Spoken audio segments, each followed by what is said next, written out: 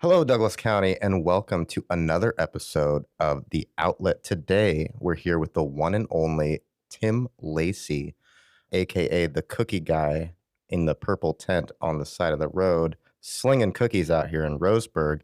Tim, how are you doing today? I'm doing good, man. Glad Awesome. glad to be here on your podcast. Glad to have you. So, I'm really curious, what's going on out there with the cookies? What's the story behind this?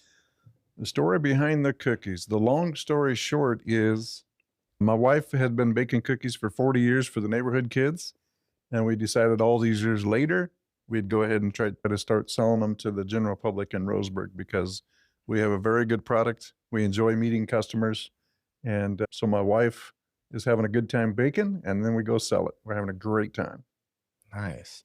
And how is it doing? Like, are people liking the cookies? What makes your cookies different than something you could get at like Safeway or something? Well, just all the love my wife puts into it. We don't use big mixers when we're making our cookies. We do everything. We mix everything that we have by hand. And so you actually have a different feel for your dough at that point, and you know when to stop mixing it. And honestly, I think that with just the love my wife has for baking and people in general, I think it's just all of that put together that makes our cookie worth stopping by and having some. And I've had your cookies. They are pretty good. I know some people will say, they're close, but they're not as good as my grandma's. Well, you might have to give them a second try because they're pretty good. They're starting to compete with even grandma's cookies. I'm curious, before cookies, what were you doing? Before cookies, we owned a small restaurant. We owned Granny's Mini Hut, and we were cooking hamburgers, slinging fries and burgers, and just having a good time doing that. And I ended up getting sick, and so because I got sick, I had to. I ended up getting stage 3 colon cancer, or realizing I had stage 3 colon cancer, and I went on a 2-year time frame of getting better from colon cancer. But to be honest with you, I was doing chemo during that process, and the chemo stopped working. And so I had to quit taking the chemo, and I just was actually preparing for the end. And honestly, I went home and I was kind of thinking to God, hey, God, if you don't touch me and heal me, I'm going to see you in a minute. And that was the honest to goodness feeling and the thoughts and out loud discussions I had. And I'm not religious, but I do believe in Jesus and God and all that. And so the next morning when I woke up, I just felt a touch, and I just was 100% better that next day. And there was a noticeable difference. And so I decided I'd go to work and check out what my wife was doing because I hadn't been there in quite some time. And so I just went to check in, and my wife surprised my wife, hey, what are you doing here? And I said, well, hey, I feel good. So I just wanted to come hang out. And, a couple hours later, my daughter shows up and she looked at me and she goes, wow, you're doing really good, Dad. What's different about you today? And, I didn't say anything for a couple of weeks to my wife or my daughter because I wanted to be sure that that's really what happened before I go saying something that, may not have been true. So I waited a couple of weeks of feeling good, better every single day. And then I finally told him, hey, you know what? A couple of weeks ago when you guys noticed that, God touched me, and I'm better because I got so better so quick that they actually started the chemo back, and I was able to finish out. But what should have took 6 months of chemo ended up being 9 months. So it was quite a long process. And that's what I was doing. And I got better. And so even though I got better, my wife had taken the brunt of the load, and because of that, it wore her down physically to run the restaurant and take care of me. So we decided the best thing to do would go ahead and sell the restaurant. That's what we did. We needed to get out from under the stress of, making those payments and trying to keep everything afloat. And so we was able to pay off the bills in the restaurant and just get by from day to day until we could get me back on my feet. And so God was a big part of that. Wow. How long after you started Granny's Mini Hut did you get sick? We'd had that about 5 years in, and so Was it pretty hard to walk away from something that you started like that? well, I mean, not like you had much of a choice, right? You were just for the record, we didn't start Granny's Mini Hut. We ended up buying it, taking it over from the second owner, and they did a really good job with giving us some type of clientele to start. It was a small clientele, but it was a good, steady clientele that we handed us, and so we were able to springboard off of their success and create even more success. So we did have a previous owner, and Larry and Bonnie, and they were very good to us. Wow. I had no idea when I first met you, because I met you while you were doing Mama Ginger's cookies, that you were the previous owner of Granny's Mini Hut. I'm like, that kind of blew my mind. Man, what a journey to go from there to where you are now. I can elicit some hope in some people, like even in the hardest time where you think everything's about to just leave you. What was that moment like when you finally felt like you were free from that burden? Well, we were really free from the burden of owning a restaurant when we was able to locate a buyer and somebody else took it over for us, because my wife was so stressed out from taking care of me and trying to keep things afloat that even though when we sold the restaurant, that meant we didn't have any income, we had to be okay with that because the stress was kind of gone from that point, and we could start figuring out life for her and I by ourselves. And so even though there was no income for a bit, we did take a month or so just to kind of breathe. And then after a month or so, no income means you got to go get a job. So my wife was able to get a job right away. I struggled to get employment, but I did finally get a job and worked in customer service for a couple of years.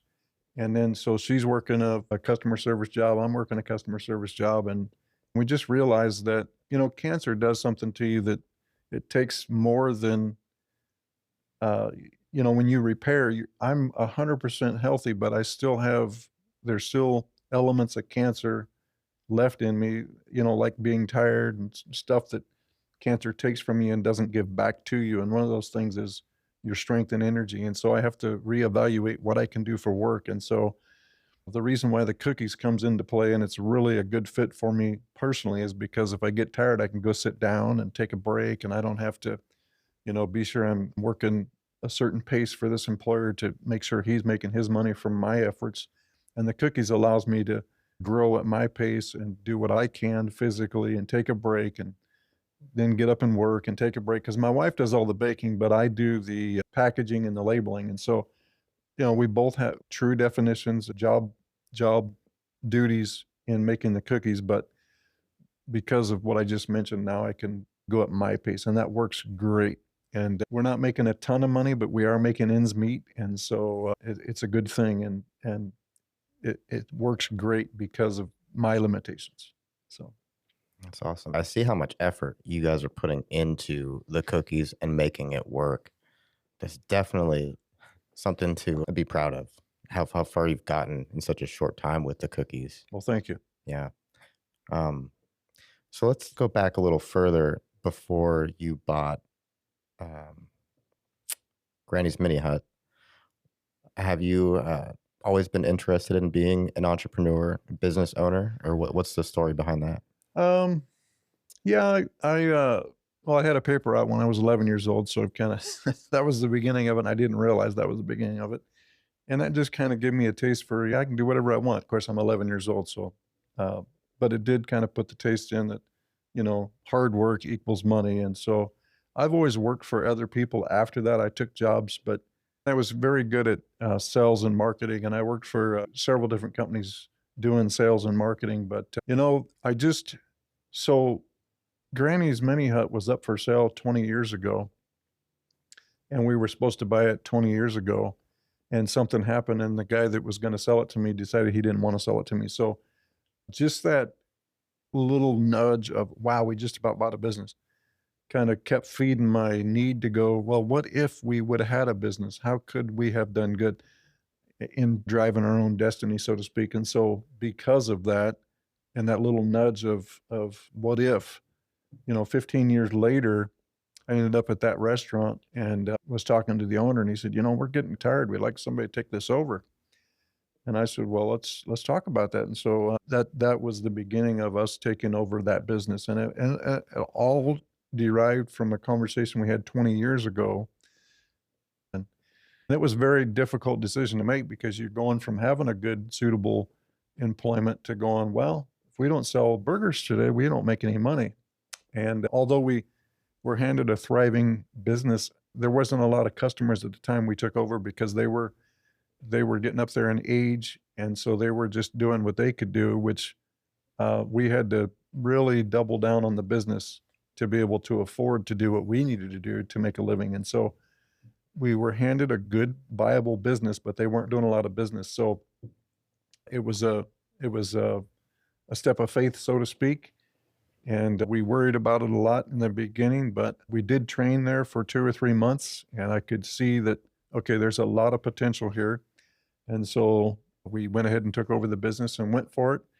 And all these years later, that was the best thing that we've done. We had the ability.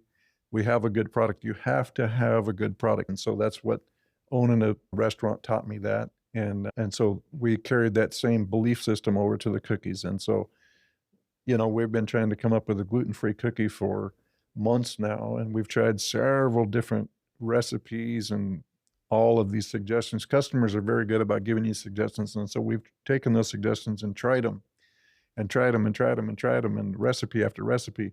And, we're 3 months, 4 months into trying to find a gluten-free recipe, and I think we finally landed on one. But that's the work that goes into a business. Any business, you're gonna have to work. People aren't gonna walk up and hand you money just because you smile.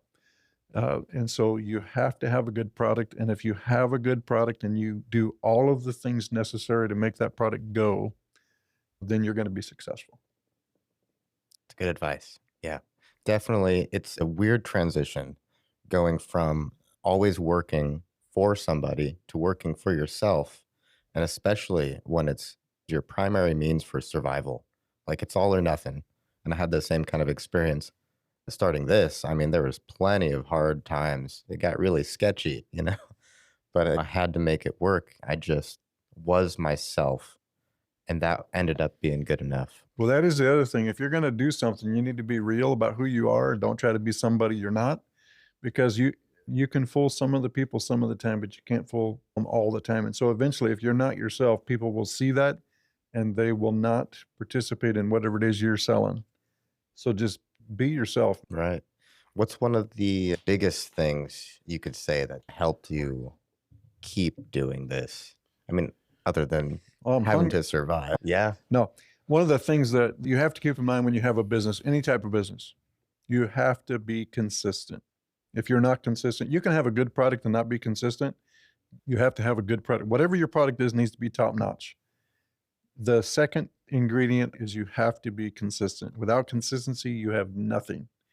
And if you didn't feel like doing business today and you have to close because you just don't feel good, uh, if you don't figure out a way to overcome the sickness that you might have for that day or period of time, consistency is the ingredient that makes the success happen. Consistency is what props up a good product.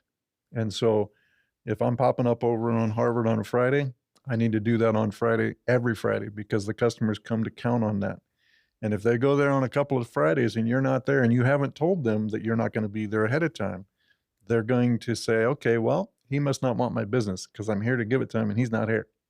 Now, the thing about it is, things do come up. And when they come up, I try to be the guy who communicates through Facebook. That's a very good avenue. And I try to keep my customers posted on where I'm at, what's changed, what hasn't changed. Yeah. I see your post. That's good.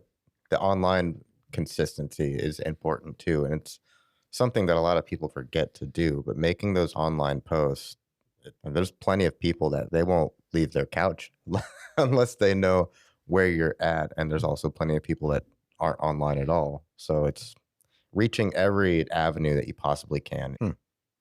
So I met you at a networking meeting, and I'm curious what your thoughts are on having a community as a business owner and how that changes your business and yourself. I mean, networking meetings or just talking to the public. Well, I think networking is a big deal, but you have to make sure you're networking in the right arena. And if I can help somebody's business succeed by giving them some information that I might have because I've already been where they're going, then that's a big deal to me to be able to help somebody. And likewise, if you've got information about something that I'm doing and you've already been there, commonality of business is a big deal to me. And if we happen to do business in the course of the day because of those network meetings, that's what it's all about. And I try to use the people in the network because we're building a network for the purpose of building each of our businesses independently, but also realizing there's more common ground in the community at large. And I think if more small businesses could plug into networking and networking meetings and gleaning from each other, that's really what it's all about. I think in some cases, you might end up making more money outside the four walls of your business than if you were to just sit there all day and wait for people to come in. Yeah, you have to, unfortunately, if you have a business, you have to live and eat and breathe your business, so to speak. But you do need to have a couple of days during the week where you're shutting that business mind off and minding your family. And that also is, when you're in your daily grind, you need to set limitations for yourself because what happens is, you don't, your kids are grown, so it's just you and your wife at home or whatever, and so, oh, you got a couple hours to sit here and think about how to strategize, what we could do better in our business. But, there's a point in the evening every day that you need to shut. Okay, after 5 o'clock, I'm not going to do anything that has to do with business because my wife deserves some of me every night, every day. And if you will implement some guidelines to where you've worked your 8 or 10 hours or 12 hours a day and said, okay, it's 5 o'clock, I need to shut this off because your family needs to be more important than, because let me tell you what I learned when I got sick is sick just happened. And then all I'm thinking about while I'm sick on the couch is how's my relationship with my son? How's my relationship with my daughter? How's my relationship with my grandkids? If you don't implement those necessary steps to have relationships, when your grandkids are growing up, they're not going to say, well, grandpa, he put in 12 hours and then he came over and he did this or that. They don't care that you're working 12 hours a day. They don't care that you're putting in 16 hours a day. Your family needs your time and they need time with you being present with them. And, true success happens at home in your family. It's not just about business. It's not just about money. When I got sick, I learned that, you know what? I have nothing to give. I'm sick. I can't do anything. I'm sitting here on this couch. But, that's where you realize, oh, you know what? I'm not making any money today. I, I've wasted most of my last couple of years worried about business. And you know who came to see me? I had a lot of good customers actually stop by my house and visit with me on a regular basis. I was blessed in that regard. But most generally, when people are so wrapped up in business, the ones that they love the most are the ones that pay the price. And people don't realize that they work their butt off 60, 70 hours a week, only to realize when they're done, wow, my kids are grown, my grandkids are grown. I don't have any relationships. Then what are you going to do? And so for me personally, I've implemented the fact that, hey, at 4 or 5 o'clock in the afternoon, when I'm done, I got to go to my grandkids' house or my daughter's house or my son's house, check on them. It's about them. What can I do to make their life better? Because relationships is what's going to carry you through the hard times. And if you don't have relationships, all the money in the world isn't going to fix not having a relationship. Wow. That's good advice. I definitely struggle with that turning it off thing. I feel like I'm always kind of working. And then my brain also works against me sometimes and decides that, the first half of the day is not work time. It's way later in the day. That's when my brain wants to do work. But I heard it recently on some kind of short video. I think it was actually Trevor Mock, the owner of Carrot, and he said that doing work outside the business, like doing things that you like to do that give you energy, is what's going to help your business. Not working harder or longer, but like giving yourself family time or doing something you like to do. That's what's going to help your business because then you're going to have the energy when you come back into it to really be successful. And I thought that was really interesting. That makes sense Yeah. because you're charging your batteries, so to speak. Right. Yeah, I like that. Yeah. And I notice a lot of the things that he talks about has something to do with the energy that you have for yourself or like doing tasks in your business that take away energy. And like maybe those are the ones you should delegate so that you can focus on the things that give you energy so you can be the best version of your business owner self and really just improve your quality of life. And I don't think that it's an easy task when you're starting a business or going into entrepreneurship and feeling like you're wearing all the hats. And for me, it's like I always have something to do. I always have someone waiting for something, it seems like. So I think there's a level of guilt that comes with not doing those things. You got to get rid of the guilt, brother. Yeah. And I think time in the business and going through certain things and situations in life outside the business will open your eyes. Like when I got sick, I had 20/20 vision after I got sick, but it was too bad that it took getting sick to have that kind of vision to be able to see where your uh, loyalties lie and where they need to lie and what's important to you. And like you said, if you could figure out something outside of the business to charge your batteries to then go back in your business with a fresh set of eyeballs, you'll be amazed at how spending time outside your business doing what you really like and enjoy will give you energy and enthusiasm to then carry on your business. And I think it was designed like that early on in life, and we just got away from that because we get so busy because we think busy is success, and busy is the robber of success. Actually, if you slow down and use your time more wisely, being busy don't necessarily pay the bills. Just keeps you busy and away from some of the things that really do matter, like your family and stuff like that. You got to be careful being too busy. You got to watch that. You got to block out time for your family. It's the most important thing I learned being sick. Wow. Money don't fix sick. Right. And it took all that time before you got sick. Yep. You were just Yep. grinding away. Grinding away. Just thinking, man, I'm doing good for my family. My kids are going to appreciate me. My grandkid, man, I'm going to be able to take care of my kids. You know what I was able to take care of when I got sick? Absolutely nobody or nothing. God touched me. That's what happened. And and that process really did open my eyes. Wow. Yeah, there's a lot of situations where it takes one defining moment to really kind of open your eyes and change your perspective. I think it's a hard thing to do if you're just in the middle of the grind. If someone just mentions to you, "Hey, just spend more time with your family. Why don't you go to the river? Just chill by the river today. I know you love doing that." To give yourself permission to just go do that instead of whatever client work you've got to do with or customers you got to deal with, that's the hard part. It is because you feel guilty because, if you just put a couple more hours in today, you could accomplish this task or that task. And then I can kind of relax after that. But, after that 2 hour time frame is up, there's always going to be a list of what's next. And you think, well, you know, I'll come in early tomorrow and I'll make it, I'll be able to carve out more time because I came in 2 hours early. You know what happens when you come in 2 hours early? You stay 2 hours late. Now you've worked a 16-hour day and you didn't take any more time. You didn't carve because you know what? There's always situations that come up that are going to rob you of your time.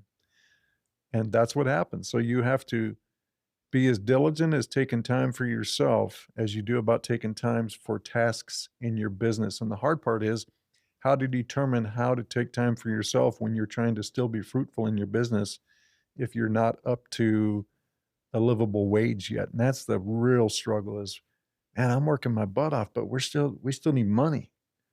And for me personally, that's where my relationship with Jesus comes in. And that's a whole nother discussion I'm not going to have here today, but uh, you know, my faith is what gets me through, and when I have my faith, his answers that he gives me through that faith is what helps me maintain the enthusiasm and the grind and get through the grit. Is having God to go to, and that certainly is one of the biggest helps that I have. So, That's powerful. I did grocery delivery for like 3 years, and it was a independent contractor position. So you could work every day if you wanted to. And I did. And sometimes I would just sit in my car for 10 hours, depending on how busy it was, because you want to be near the grocery stores, right? You want to be ready to take the order. And it was a first come, first served basis. Oh, wow. Whoever grabbed that order That's that was worth $40 first, they got to take it, that's right? intense. That's And then crazy. I lived in Sutherland at the time. Oh, So wow. I'd have to drive to Roseburg. Well, I'm not going to drive back to Sutherland. So I had to just sit in Roseburg all day. And every day that I wasn't out there waiting for orders, I felt like I was just losing money. Like every day that I'm not working, I'm just losing because I don't know if it's going to be busy or slow this next week. And that was the only way I could pay my bills or support myself and the people around me. And that was brutal. That That is I brutal. I didn't take much time for myself, and I think that kind of etched that work ethic into me of like, if I'm not doing something productive, I'm losing. And it was always survival based. It was always, if I don't do this, bills are not getting paid. Right. Or I know that I need something. And if I'm not out there doing it, I'm letting myself down or my future self. I'm just making everything take longer. And then if I do take time for myself, then I'm being selfish in a way. And that is a hard mindset to escape from. So it's like what you said, if you're operating at a less than minimum wage because you're trying to run your business, how do you take that extra time to get out there and do something for yourself? I know when you come back, you might be a little more efficient. Like you might get through your to-do list a little better. You might have less brain fog, more focus because you're a little more charged up. But justifying taking that time, That's tough. that's really hard. It's Yeah. tough. And, in my life, um, it's not as tough for me because I have a wife, and my wife is my helper, and we kind of try to help each other. And that's a big asset that I have that some people don't have. And I couldn't imagine doing life by myself. That would be tough. That'd be very hard. She keeps me grounded as far as, well, we haven't seen the grandkids in 3 or 4 days. And I'm thinking, well, yeah, but we got to work. And she's saying, yeah, but those grandkids aren't going to care about how many hours you put in. And so my wife is a big part of what uh, helps me stay grounded. It's good to have that. It's good to have that. And so if you don't have a spouse, maybe you need to get a kind of a mentor person or a friend, and somebody you could confide in and just talk about business that that they're not going to talk to anybody else. Because that's the one thing about the networking, that you can kind of talk a little bit, but I've been bitten a few times, so I'm very careful who I talk to and what I say to whoever, because you just don't know really who you're talking to. And that's the benefit of having a wife. But if you don't have a wife, then you need to find a mentor or a friend in business that you can confide in. And I've had that over a period of time, because there was a period of time I was trying to separate my wife out of the business so she could be my wife and not have to worry about the business. And I was able to find a couple of friends that I could talk to, and they were very good friends, and they would not, go air my laundry or whatever. And I could tell them, yeah, today was a slow day, and I knew they wouldn't tell anybody, and they would do, encourage me. Hey, you know what? You can't bat a home run every day, but just tomorrow when you get back to work, just do what you can, man. You guys have a good product. Just keep going, keep grinding.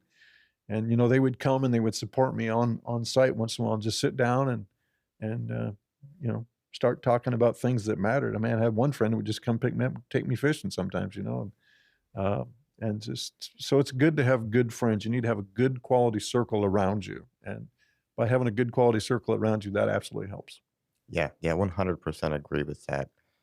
I think I was having a conversation with Coach Paul Eckel one time, and he had said to me that one of the transitional periods in his life was when he realized he needed to surround himself with better people. And that is so true. That's part of the reason why I go to networking meetings or business meetings. I want to be around other driven people, other business owners, other like-minded people. Because for most of my life, I didn't know where I could find better circles or meet people. A lot of people, they end up at like the bar or something like that. And you might meet some decent people there, but I feel like it's a lower threshold Right. than going to a meeting at 7 a.m. Right. So, but I mean, that's been like really instrumental is surrounding myself with other like-minded people. I mean, that's helped a lot put things in perspective for me. And just like this conversation right now, you don't get these kind of conversations on a regular basis. Right. You got to seek these kind of people, other growth-minded people. Right. And the one thing I do try to do is to take my eyes off myself. I'll try to, encourage somebody else and kind of listen to what their business model is and where they're headed. And sometimes that kind of causes you to refocus. Oh, I haven't thought about that in a long time. Yeah, and so talking to somebody else and listening to their business model or things that they're struggling with that maybe you've already went down that road and you can say, well, hey, what about this? I know a guy that is the person that you need to help you do XYZ. And oh, that person does that person can help you with a Facebook page. Yeah, he's really good. And that kind of stuff. And people need that. They need avenues to go down. And it's not that they don't want to go down the avenue. They don't know, they weren't aware that that was a possibility. And so by talking to other people and listening to what their business model is, sometimes you learn things and you go, wow, we're supposed to be working together. And that's just a reminder of, hey, I need to be helping these people. And to be able to pull that off is a good thing, because then what happens when you help somebody, you that's potential to have a lifelong friendship. We're at an event and there was another business owner there that needed some help, and I had the answer to her and I plugged her into the guy that she needs to go with. And what a huge thing, because she's had a rough go of it. And for me to be able to go and say, hey, you know what? I've had a rough go of it too, and this is what we did. And so let me introduce you to my friend. And so my friend was able to help her, and we're just waiting and excited to see her thrive and succeed. To be able to go, yeah, man, that's great that you're doing okay, that you're doing good, that the encouragement that we provided worked. And so honestly, that's what it's about. Help anybody you can when you have the chance. Yeah. It doesn't even have to be a big thing. It Nope. could be just a little thing. It could be you got a small business that they're trying really hard, they're passionate about it, but they know nothing about Facebook or online. But yeah, I mean, being able to be a connection for somebody, that's been huge. Having people reach out that truly need help with something, that's what this is all about, really. The beginning of starting the Roseburg Plug was to support those people who didn't have connections or didn't have resources, didn't have enough money to do marketing, didn't have the know-how to make a video, when it was clear that's what they needed. Like, they needed a logo, they needed all the stuff. But then you reach out to like have that stuff made for you through other people's services, and it's like really expensive. But I want to hear problems. At the heart of it, I'm a problem solver who wants to help people. Yeah. Yeah. So, what have you noticed that a lot of business owners in the area might be lacking in their business, and a couple things that you might advise them to do to maybe improve what's going on? The Roseburg general public Roseburg is a very loyal community. And, if I've seen businesses get on their Facebook and they're giving the customers a hard time because they're an appointment-based business. And, these appointments generate around money, and somebody missed an appointment. And so I've seen different types of businesses do this, and they get on the Facebook or whatever, and they just give the customer. They don't mention no customer by name or anything, but they're kind of giving their customer a hard time for canceling an appointment. If that was me and I seen somebody cancel an appointment, and then the person was kind of talking about me, even though they didn't mention my name, I don't know that I would go back to them for service. So the biggest thing you can do in Roseburg is not get on Facebook and talk about your customer who had to cancel their appointments, because what happens is you just need to have a business model in place that says, hey, if this customer cancels a couple of times, great, cancel. I can't rebook you anymore because, it's been 3 times now and you've cost me $200. They're come up with a business model that's not giving the community of Roseburg a hard time. Thankfully, my wife and I, A lot of people know us, and Roseburg is a loyal community. Don't get on any public forum and give anybody a hard time. You're hurting your business. So to fix that, make it a personal note to yourself that if people have canceled more than once or twice, then move on. You don't have a chance to rebook them because they're costing you money. That just, it gets back to having a good product and being consistent Mhm. and letting your customers know how much you appreciate them. Because without a community of appreciation, you have nothing. People don't realize, man, even selling cookies, that's a service-based business. And if we don't have customers come and support us, we don't have a business. And we don't have a business, now we got to go and try to figure out how to make ends meet with no money. At the end of the day, you need money to survive. Everybody knows that. But your interaction with your customers can determine your financial success or failure, because maybe you have an excellent product, but you're not very good face to face. You have a hard time. Maybe you need to get with somebody who can mentor you to show you how to have a good time in public with customers. But even that boils back down to just be yourself. Don't try to be somebody you're not. Be yourself. Being yourself, be genuine through and through. Because the thing about it is, if you're not genuine, people can see that too. And in our business, we try to thank our customers as often as we can, because without their generosity, we wouldn't have a reason to be in business. And I think a lot of people in business for a period of years forget that. And if you forget that your business is because your customers come and buy your product, if you forget that, you're not going to have you're not going to have a viable business, and you will struggle the entire time you're in business. Just tell your customer thanks. Telling somebody, often customers hear thank you, not very often. They go, when's the last time your checker at the grocery store said, "Hey, thanks, Shane, for coming in today"? Yeah. They don't. They're checking your groceries. Have you ever noticed at the stores their name tags are turned around where you can't see their name most of the time? Have you ever noticed that? Yeah. Maybe some people that are in these jobs are done peopling. Yeah. And that's the thing. Uh, when people come by our purple pop-up tent, they know my name and I know their name. Right. And we have a good conversation over a cookie. You're not selling the cookie. The cookie's the byproduct. You're selling yourself, Mhm. and you're genuine person, who you are. And you happen to have a cookie, and they will buy one because they're coming to say, "Hey, Tim, what's up? How you doing? You doing okay? How's your wife?" Yeah. That's plug into who your community is. Be genuine. Don't be fake. Do not be fake. Don't try to fake. Yeah.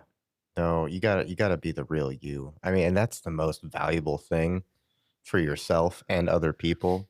Unless, the real you is just a real jerk. Yeah, then you shouldn't be in a people-based business. Yeah, maybe you should not be, the front-facing person in your business. But man, I'm surprised for my journey that how much I've been able to be myself during the entire process. And I know it throws some people off, like when I get up and do a presentation and say, "I really don't want to do this presentation, guys." I had some, You did that at the networking meeting, but that's who you are, and that's why so many people are able to relate to you. yeah, Because I struggle uh, doing that, and I struggle doing this interview that I'm doing now. yeah, But seeing you struggle and going, "Well, he did it. I could do it too." right. That's what it's all about. That was the intention behind it because I know that's the most relatable thing. I don't think most people want to get up there and do a presentation. I mean, that it was hard to do, but after I did that introduction and said out loud, I know a lot of growth happens when you're outside of your comfort zone. That kind of locked it in for me. And I think during the rest of the presentation, I was fine. I wasn't too anxious about it. But yeah, the idea of that I was going to have to do that 2 weeks from now, that was like, oh man, I'm not looking forward to that. I think if you back up what you're saying in your actions, I mean, because it appears that you struggle making a presentation to a group of people. But in your personal life, you're able to back up your actions. You can build whatever it is you're talking about, and you can pull that off. And so what I've realized is, okay, so you struggle with a group of people. I struggle with groups of people. One-on-one, I'm great. You Yeah. know, Okay, I'll meet up with a group of people later, and you can do all the talking. I'll just take notes. Right. I'm okay with that. Yeah. But get me in front of a group of people? No way, Jack. Just one final thing about suggestions for businesses in Roseburg to keep your clientele. If you get online and start talking bad about somebody because they ruined your pickup or something, or they did something that made your pickup misfire, now you find yourself on the side of the road. Those are matters that need to be handled personally. And once you've done that a couple of times, if you have to call somebody out, that's a little bit different. But generally speaking, the community is very loyal. And so, I find what works best is to just, get through the episode of, okay, your truck's on the side of the road. Go back to the business that caused that incident and say, hey, listen, man, this is what happened. Can you help me? But even if they can't help you and they think they're right, even though they're wrong, the worst thing you could do is get on Facebook or these platforms and start bad mouthing businesses, because it's just not a good practice, especially if you're another business owner. Because what happens is you start bad mouthing the mechanic. The general public don't know the behind the scenes story of all the times you went there and tried to settle it before you got on Facebook or these platforms. And I'm going to show that guy. They don't know all the behind the scenes stuff that you tried to do. So because of that, they're going to side with the guy who messed you out of your pickup or whatever. And you're going to be the bad guy. And what's going to happen is you're going to lose business because you badmouth the mechanic, because not everybody knows both sides, but they'll just always side with their friends. And so business to business, stay off of the platforms about anything to do with, unless it's a positive interaction, don't get on any kind of public forum and badmouth the other community members, because in the end, you will lose. So, Yeah. And I think a big part of that is just being able to control your reaction, not just in situations like that, yeah. all the time. And, if you want to go home and scream into your pillow, that's one thing. But if you want to go on Facebook and scream into the void, I don't know if that's a good look for businesses. So just try to be positive, because there's enough negative on the day to day when you've done everything right. Some people are just hard to please. And so they're always going to find something wrong with anything that they're doing. And they may stop at your location and take it out on you today. But you know what? That has to be okay, because that's just part of the nature of what you're doing. Right. Being in business, unfortunately, it's just part of business. You have to deal with it. Just deal with it with a smile on your face as best you can. And just know that at the end of the day, you've done the best you can. Yeah. And some people you're just not going to make happy. Right. And just leave it at that. Yeah. I think the intentions behind how you run your business are pretty important. Well, I think everybody knows that everybody has to have money to pay their bills. Okay, Right. that's the bottom line. Everybody knows that. Okay, so if you are aware of that, then let's just be friends and talk to.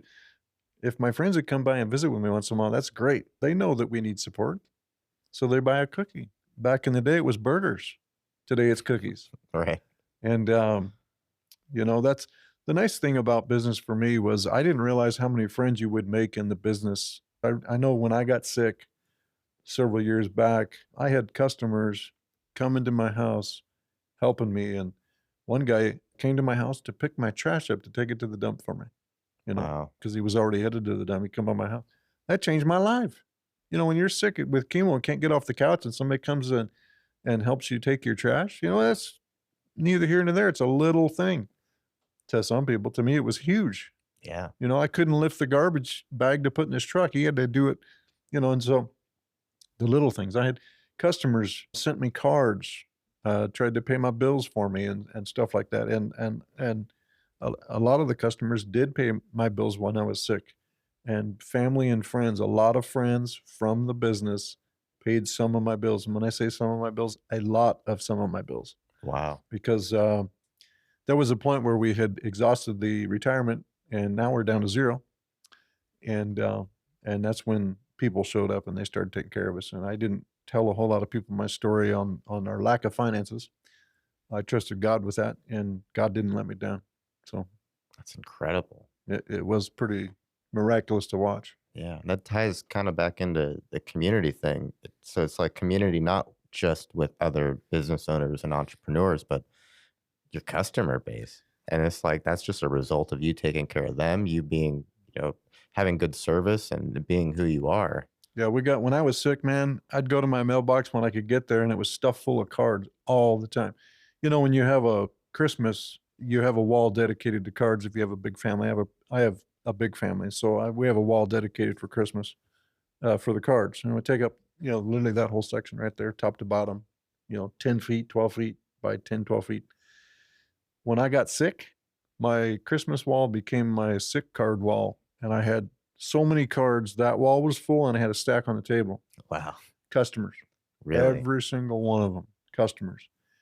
And, the funny thing about it is they didn't send empty cards. There was gift cards in there for different foods.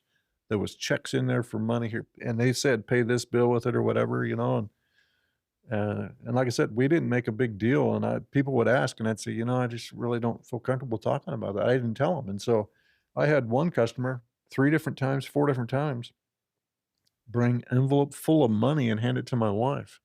Said, here, this is because you guys need money and I know you're sick. And that happened 4 or 5 times, 3 or 4 times. I mean, envelope stuffed full of, 50s and hundreds. I mean, to the tune of a lot of money. And it was just ridiculous how, I was just working my business and having a good time doing it and making friends along the way. And, when I got sick, those friends came back and it was honest to goodness, they took care of us. And so here it is, I haven't done burgers in like 6 years and we still have good friends.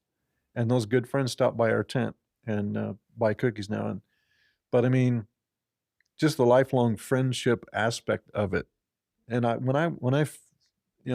had my first day in the burger business, my goal wasn't to go make friends. My goal was to make a good burger and maybe you'd buy it and liked it enough, you come back.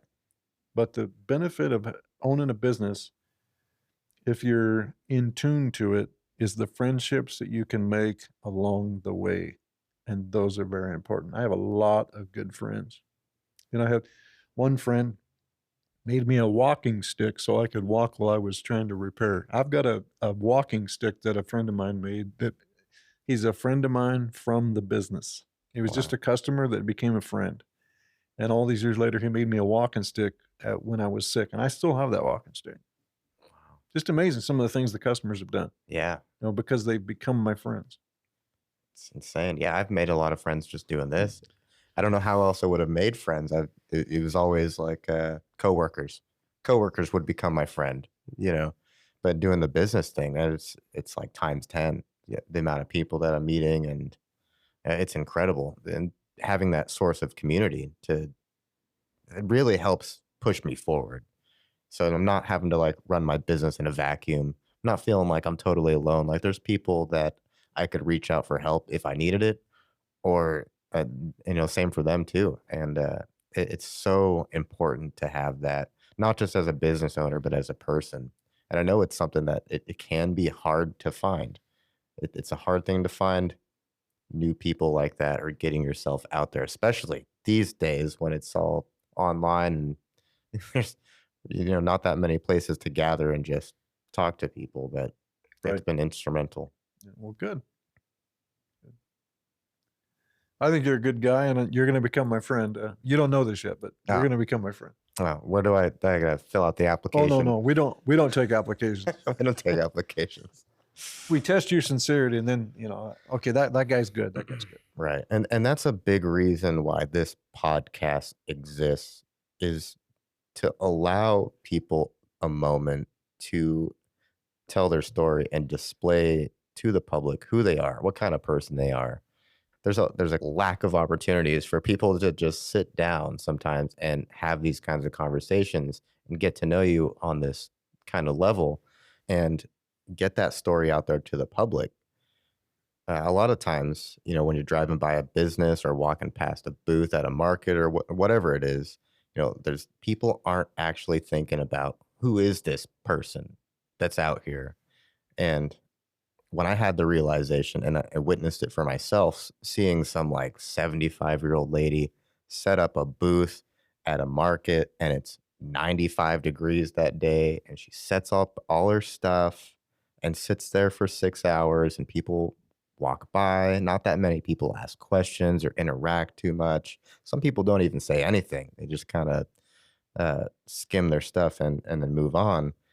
But like actually witnessing it and then wondering what that person is feeling, why they're even out there. Because I mean, it could be that they are on a fixed income and this is like their only other way of paying the bills or getting meat on the table. And like it takes all this extra effort to get out there and do that. So when I started asking people why and learning that sometimes that was the case, it was like this is their only extra form of income. And there's plenty of other people that would not sit out in a 95-degree day in a tent for anything. And I know that it meant a big difference that I stopped by and asked them what's going on. It does mean a lot because people are so wrapped up in their personal lives that they're going 100 miles an hour, so they don't have time. They don't want to take the time to ask the why or, "Hey, how you doing today?" Yeah. And so uh, it could be a hard, lonely, hot road because that lady that's 75 that set up in the 95-degree heat.